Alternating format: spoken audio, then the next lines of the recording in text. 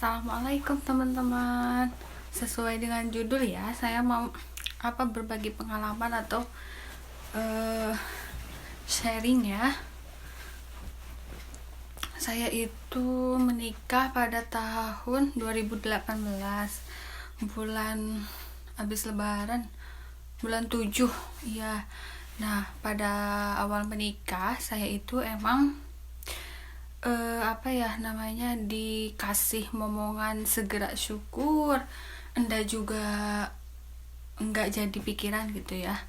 Nah, dari situ qadarullah saya itu tuh sama suami tuh LDR karena tuntutan pekerjaan ya teman-teman. Tapi LDR di situ pun paling sebulan sekali ketemu ya, karena kami kerja di Jepang ya teman-teman, sebagai perawat juga. Nah, di situ tuh awal pernikahan itu tuh 4 bulan setelah menikah itu saya mengalami headnya itu tuh tidak teratur. Headnya itu tuh seminggu head, habis itu bersih 2 hari doang, habis itu head lagi banyak. Nah, dari situ kok kenapa pikirku kan. Terus aku tanya-tanya sama teman-temanku yang bidan juga kan, katanya tuh itu karena stres atau kecapean bisa jadi. Ya udahlah, saya mengurangi stres pada saat bekerja ya, terus mengurangi bergadang juga dari situ. Nah, habis itu tuh tetap head saya tuh masih nggak teratur selama 4 bulan kalau nggak salah. Nah, dari situ saya tuh kepikiran, maksudnya ada apa-apanya gitu ya, takutnya ada penyakit apa gitu kan, kepikiran. Terus dari situ aku pergi ke dokter kandungan di sini, diceritain lah ya, aku nggak pernah gitu selama masa muda nggak pernah gitu segininya head itu terus-terusan. Terus aku ingat lah dulu kata dokter tuh, masa katanya tuh. Nah, aku ingat pas waktu SMA itu aku nggak pernah head 5 bulan itu tuh. Nah, aku pergilah ke dokter juga pernah dulu itu, karena takut juga kenapa kok nggak head sampai 5 bulan nggak keluar.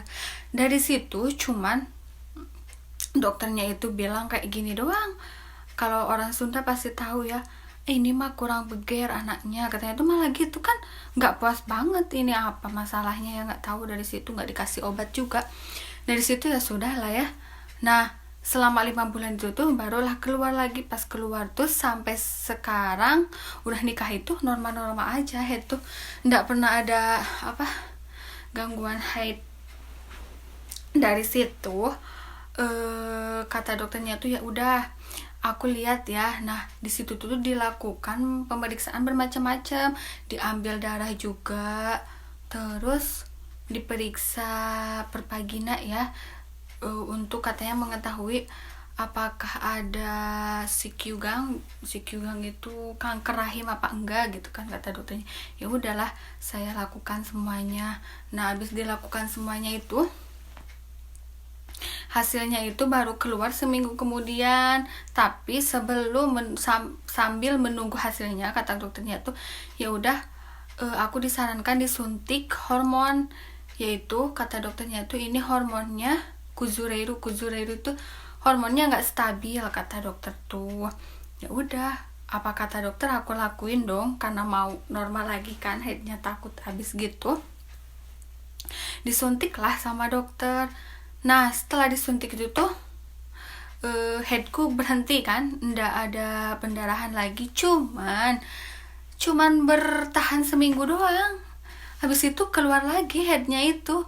Dari situ kan aku malas juga kan, terus aku pergi lagi lah ke dokter ya, kontrol lagi sambil menanyakan hasil yang kemarin itu diambil darah itu normal apa enggaknya. Nah, habis gitu kata dokter tuh ini semuanya normal, nggak ada masalah. ini semuanya normal, ndak ada masalah, dia bilang gitu kan. Habis gitu ya alhamdulillah ya hatiku, oh normal kah. Habis gitu kata dokternya itu tuh mungkin kamu stres kali pada saat bekerja atau kecapean, dia bilang gitu. Kurangilah stres sama kecapean, katanya itu. Rajin istirahat juga lah, gitulah. Makan dan minum juga harus teratur, dia bilang gitu kan. Terus abis itu, oh iya ya, mungkin pola makanku yang nggak bagus gitu, karena di sini kan capek juga kan. Kalau kerja itu pasti maunya udah ada yang nyiapin, pulang kerja itu langsung makan kan, malas masak. Aku itu ya dari situ kayaknya tuh jeleknya itu, karena pada saat kerja itu tuh aku cuman kayak beli-beli di supermarket kayak gitu kan, yang langsung jadi kayak gitu, makannya nggak sehat banget lah ya. Nah dari situ aku mulailah menjaga pola makanku gitu kan, dengan cara mengkonsumsi sayuran dari situ tuh, tapi tetap makan gorengan dari situ tuh ya, mengkonsumsi sayuran kayak gitu-gitu. Terus ngebanyakin minum gitu kan. Nah setelah saya kontrol lagi tuh, karena cuma bertahan 1 minggu kata dokternya itu, ya udah saya suntik lagi lah. Terus pikirku ini, lah berarti aku ketergantungan dong kalau misalkan disuntik terus hormon supaya headnya ndak terus-terusan gitu kan. Dari situlah aku stres lagi, stres banget itu. Inilah aku sharing sama temanku bidan. Aku bilang sama dia, kenapa ya headku kok begini setelah nikah. Terus dia bilang, coba deh kamu KB, minum KB pil KB gitu kan. Lah di sini mana ada kan. Terus aku bilang ndak mau, karena aku emang disaranin sama suamiku ndak boleh KB gitu kan. Habis gitu ya udah aku nggak tak lakuin. Habis itu ya udahlah, mungkin ini emang aku stres gitu kan. Nah dari situ tuh aku pokoknya kontrol tuh sampai 3 kali disuntik. Habis itu aku nggak mau lagi pergi ke dokter itu lah, nantinya takutnya kecanduan kan, maksudnya disuntik terus hormon kayak gitulah, nggak bagus juga. Nah dari situ aku mulai stres banget kan, maksudnya ini penyebabnya apa gitu kan.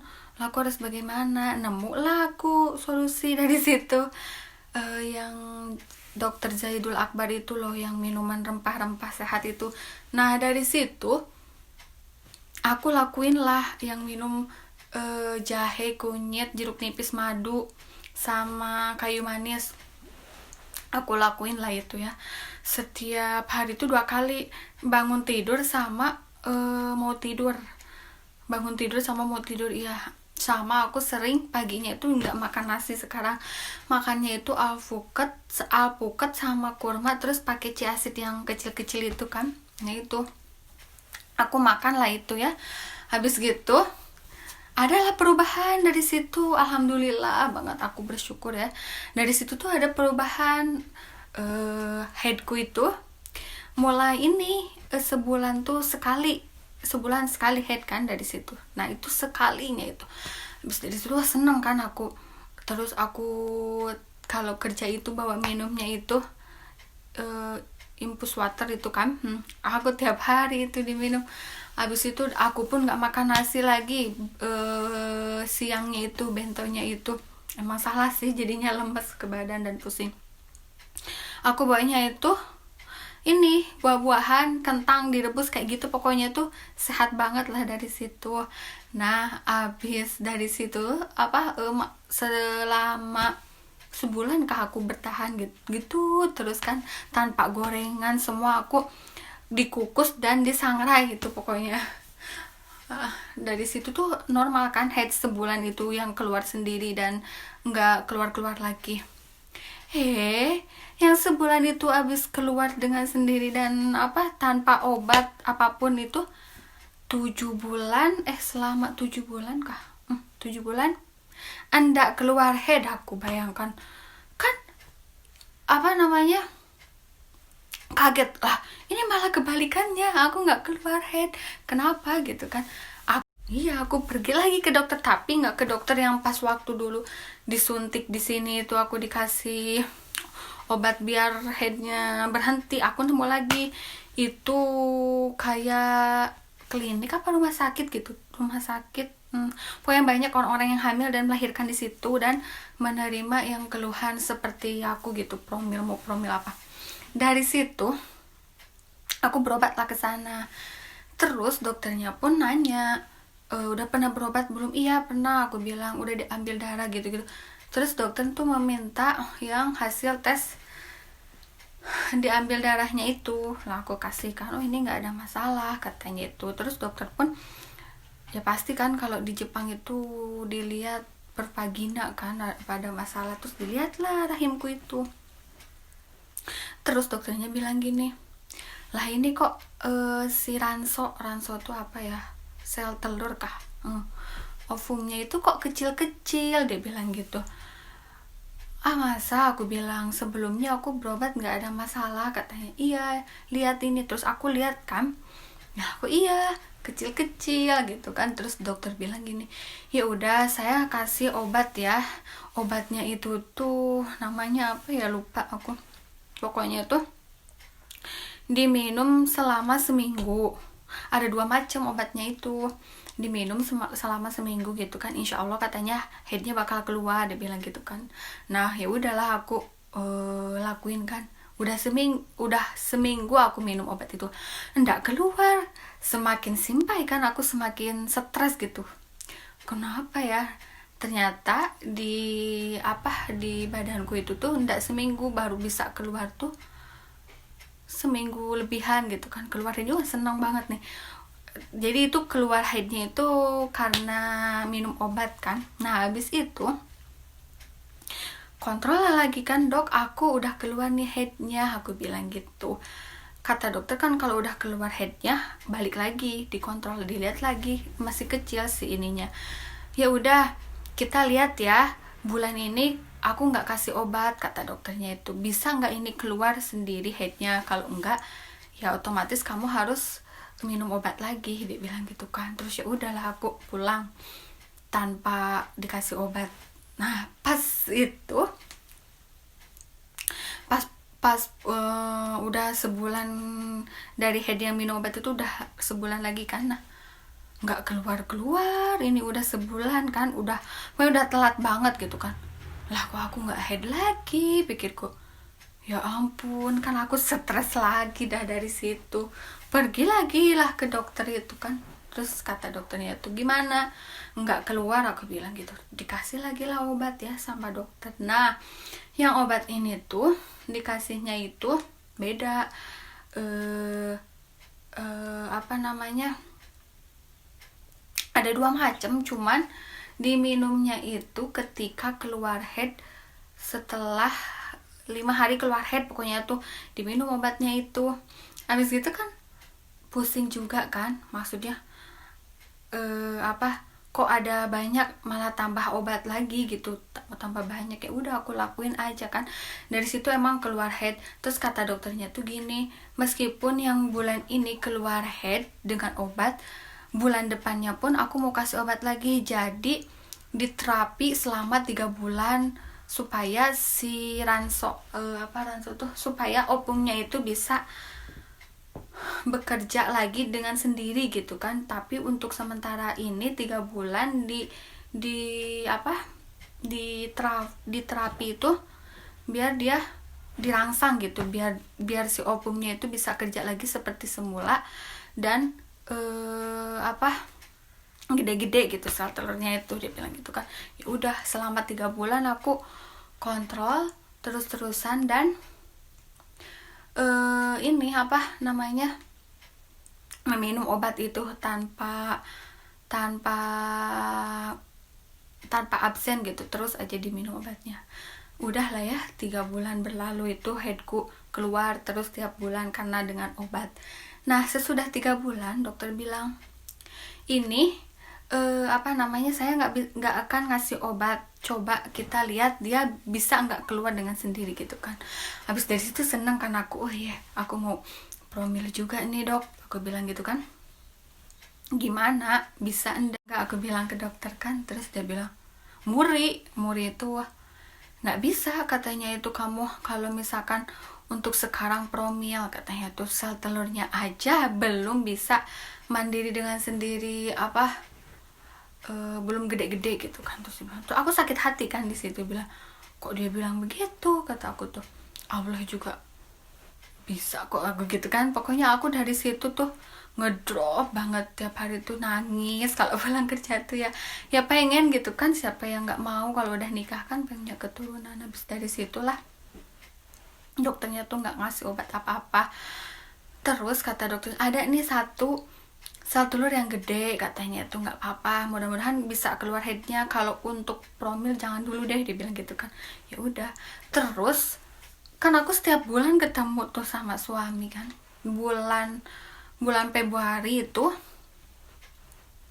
tepat kan 3 bulan aku udah meminum obat itu, keluarlah headku tuh bulan Februari tuh. Habis gitu kan seneng kan, ya aku udah sembuh nih, bisa dong promil aku tanpa obat. Terus dia keluar dengan sendiri dan ada gumpalannya gede banget, pokoknya segimana ya, gede banget kan. Kaget kan, terus sakit banget itu.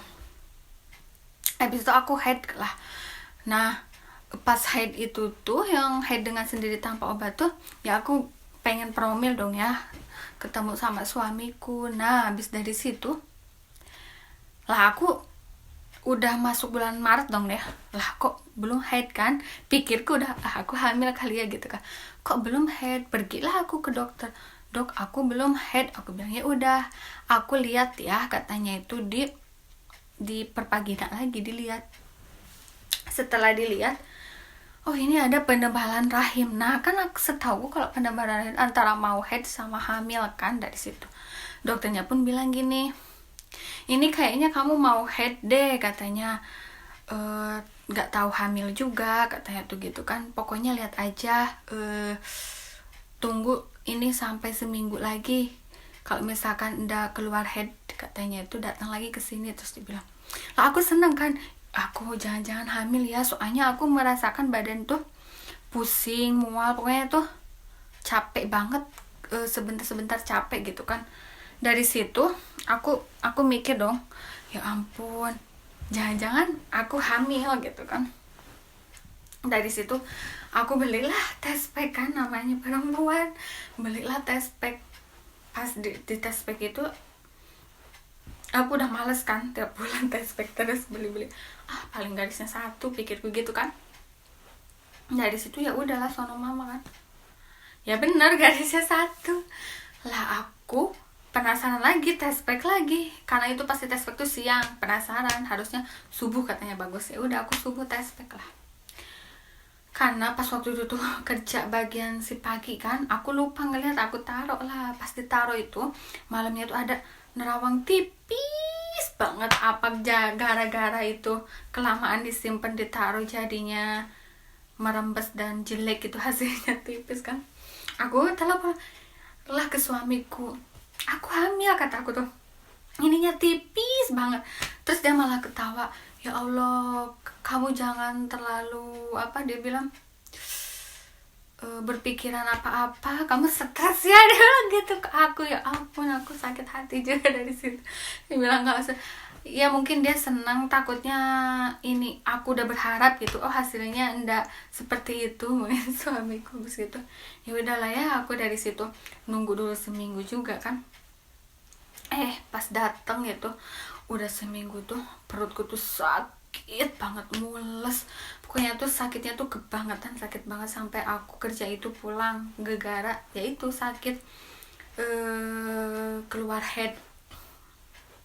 Pulang lah ya aku tuh, pas pulang tuh keluar lagi darah yang gumpalan gede banget itu, gede banget. Dari situ tuh ini abis keluar yang darah itu tuh nggak terlalu sakit lagi, pokoknya dyspnea tuh yang emang benar-benar sakit banget. Dari situ aku berarti bukan hamil, emang ini head kan, sakit banget. Dari situ ya udahlah aku seneng kan, alhamdulillah nih berarti selama 2 bulan nih aku tanpa obat udah bisa keluar sendiri nih headnya. Besok aku mau periksa gitu kan, tanya-tanya lagi sama dokter. habis itu aku periksa kan ke dokter. Nah kata dokter tuh, oh iya ini udah bagus, nggak apa-apa lanjutkan aja katanya itu. Mudah-mudahan sembuh ya, ini kamu udah nggak minum obat lagi selama 2 bulan katanya tuh gitu, ini berarti udah normal lagi katanya tuh, bilang gitu. Ya udah kan aku seneng. Nah Maret kan, bulan April bulan 4, nah aku itu emang niat udah mau berhenti bekerja kan, aku udah pengen tinggal sama suami, udah pengen apa, meninggalkan pekerjaan gitu kan, udah capek badan, udah nggak mau stres mikirin pekerjaan lagi. Nah pada saat bulan 4 tuh puasa kan, udah bulan Ramadan tahun berapa ya, tahun 2020 bulan 4 tuh aku keluar lagi itu sendirinya. Seneng banget dari situ, aku seneng pokoknya tuh, seneng luar biasa lah dari situ. Habis dari situ aku sering nah dari selama aku headnya keluar dengan sendiri tuh ndak lupa juga aku sering meminum yang JSR itu kan, ndak kelewatan. Pokoknya aku selama berapa ya, berarti 7 bulan 6 bulan itu tuh hidup sehat. Pokoknya tuh aku sering lari, olahraga pagi, terus meminum JSR, madu, kunyit, sereh, kayu manis, jeruk nipis tuh sering, pokoknya tuh nggak kelewatan. Dan aku nggak makan mie apa sih tuh yang mie langsung jadi tuh namanya, mie instan, gorengan, pokoknya aku semuanya serba sayur bening, terus kurma, pokoknya yang sehat-sehat aja ya, yang disaranin sama dokter Jaidul Akbar itu aku lakuin lah semua ya. Terus brokoli kayak direbus doang sama asparagus, pokoknya aku semua itu tak lakuin kan selama 6 bulan tuh. Sesudah 6 bulan itu kan, sampai yang bulan 4 April itu keluar head itu kan, nah aku berhentilah bekerja. Aku itu tuh head tuh April tuh tanggal 13, selesai tanggal 19, terus berhenti bekerja itu 27 pokoknya aku udah berhenti bekerja, udah pindah ke tempat suami kan, tinggal bersama. Nah di situ kan habis dari situ bulan 5 lah masuk, kok ada bercak gitu kan di ini kok ada bercak sedikit darah gitu kan. Lah aku head kayaknya, ya udahlah aku buka puasa kan, membatalkan puasa, pikirku mau head kan, udah siap-siap nih aku. Nggak keluar lagi si headnya itu, ditunggu sampai besok tuh. Aduh pikirku gawat, aku kembali lagi kayak dulu nih, kayaknya nggak head lagi, pikirku gitu kan. Terus suami bilang gini, janganlah kamu berpikiran negatif dulu, lihat dulu katanya tuh. Ya udah aku liatin ya sampai bulan 5 gitu kan. Terus karena udah tinggal sama suami kan, stres semua hilang lah ya, yang dulu LDR itu kangen-kangenan udah enggak lagi kan, karena udah tinggal sama suami. Ya udah saya fokus mengerjakan pekerjaan rumah tangga dan masak kayak gitu kan, seneng banget gitu kan, nggak ada pikiran stres lagi. Sudahlah lewat bulan 5, mau masuk bulan 6 gitu kan. Qadarullah kan pas lebaran kan, dari situ kok maaf ya saya bilangnya, si payudara tuh sakit banget. Terus aku setiap bangun tidur tuh badan tuh lemes, pokoknya tuh kayak orang sakit tapi nggak sakit gitu kan, lemas dan pokoknya nggak enak banget gitu. Kenapa aku ini ya, kataku tuh, apa jangan-jangan aku mau head juga, keluar head. Terus selama 3 hari tuh suhu badan tuh naik terus gitu kan. Lah kok naik terus gitu kan, pikirku. Oh iya lupa, aku pun dari dokter yang sebelumnya itu,